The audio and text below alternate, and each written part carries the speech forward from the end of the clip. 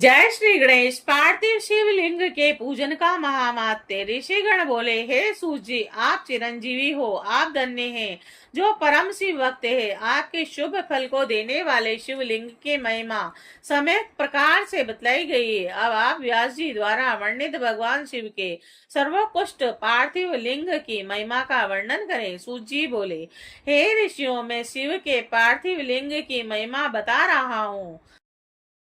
आप लोग भक्ति और आदर सहित इसका श्रवण करें। हे द्विजों, अभी तक बताए हुए सभी शिवलिंगों में पार्थिव लिंग सर्वोत्तम है और उनकी पूजा करने से अनेक भक्तों को सिद्धि प्राप्त हुई है।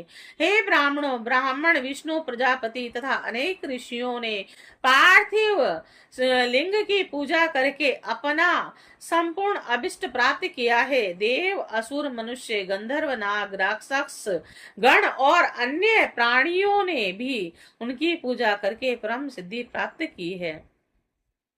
सतयुग में मणि लिंग, त्रेता युग में स्वर्ण लिंग और द्वापर युग में पारद लिंग और कल युग में पार्थिव लिंग को श्रेष्ठ कहा गया है। और भगवान शिव की सभी 8 मूर्तियों में पार्थिव मूर्ति श्रेष्ठ है और किसी अन्य द्वारा न पूजी हुई नव निर्मित पार्थिव मूर्ति की पूजा करने से तपस्या से भी अधिक फल मिलता है।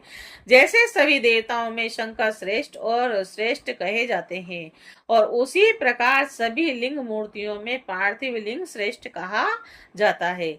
जैसे सभी नदियों में गंगा श्रेष्ठ और श्रेष्ठ कही जाती है, वैसे ही सभी लिंग मूर्तियों में पार्थिव लिंग श्रेष्ठ कहा जाता है।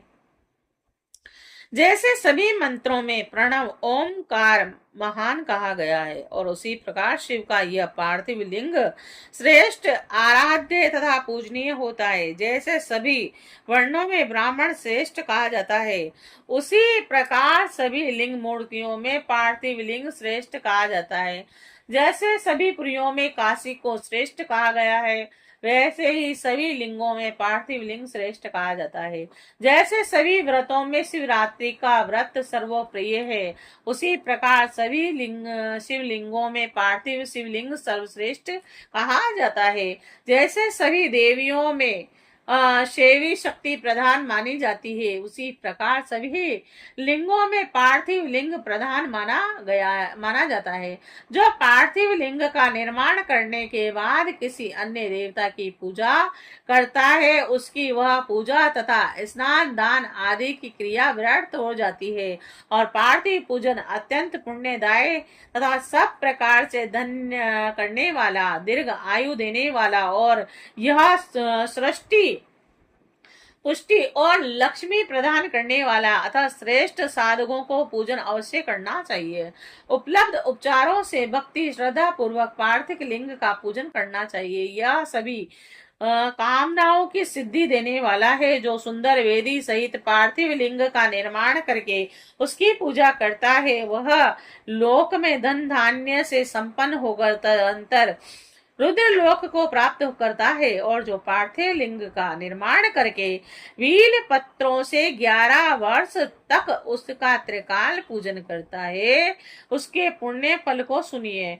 वह अपने इसी शरीर से रुद्र लोक में प्रतिष्ठा प्राप्त करता है, और उसके दर्शन और स्पर्श से मनुष्य के सभी पाप नष्ट हो जाते हैं, और वह जीवन मुक्त ज्ञानी और शिव स्वरूप है, और इसमें संशय नहीं है। उसके दर्शन मात्र से भोग और मोक्ष की प्राप्ति होती है। जो पार्थिव शिव लिंग का निर्माण करके जीवन प्रयत्न नृत्य उसका पूजन करता है, वह शिव लोक प्राप्त करता है। वह असंख्य वर्षों तक भगवान शिव के सानिध्य में शिव लोक में वास करता है, और कोई भी कामना शेष रहने पर वह भारत वर्ष में सम्राट बनता है।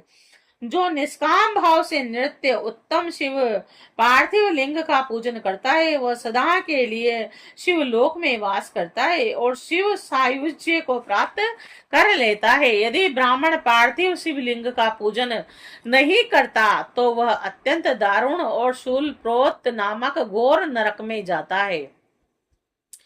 किसी भी विधि से सुंदर पार्थिव शिवलिंग का निर्माण करना चाहिए, किंतु उसमें पंच सूत्र विधान नहीं करना चाहिए और उसे अखंड रूप से बनाना चाहिए और खंडिता रूप में नहीं। खंडित लिंग का निर्माण करने वाला पूजा का फल नहीं प्राप्त करता है। मणिलिंग, स्वर्ण लिंग, पारद लिंग और स्फटिक लिंग और पुष्प राग लिंग और पार्थिव लिंग को अखंड ही बनाना चाहिए। अखंड लिंग चर लिंग होता है, जो 2 खंडों वाला आचार लिंग कहा गया है, और इस प्रकार चर और आचार लिंग का यह खंड अखंड विधान कहा गया है। स्थावर लिंग में वेदिका भगवती महाविद्या का रूप है और लिंग भगवान महेश्वर का स्वरूप है, और इसीलिए स्थावर अचर लिंगों में वेदिका युक्त अखंड लिंग ही श्रेष्ठ माना गया है, और द्विखंड वेदिका युक्त स्थावर लिंग का विधान पूर्वक निर्माण करना चाहिए। शिव सिद्धांत के जानने वालों ने अखंड लिंग को जगम चर लिंग माना है, और अज्ञानतावश ही कुछ लोग चर लिंग को अखंड 2 खंडों में वैदिक और लिंग बना लेते हैं।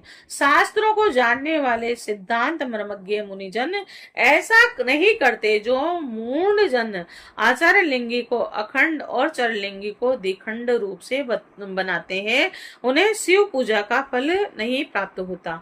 इसीलिए अत्यंत प्रसन्नता पूर्वक शास्त्रोक्त विधि से चर लिंग को अखंड तथा अचर लिंग को द्विखंड बनाना चाहिए, और अखंड चर लिंग में ही की गई पूजा से संपूर्ण फल की प्राप्ति होती है, और द्विखंड चर लिंग की पूजा महान अनिष्ट कारक कही गई है, और उसी प्रकार अखंड चर लिंग की पूजा से कामना सिद्ध नहीं होती और उसमें तो अभिष्ट प्राप्त होता है, और ऐसा शास्त्रज्ञ विद्वानों ने कहा है। जय शिव शंकर।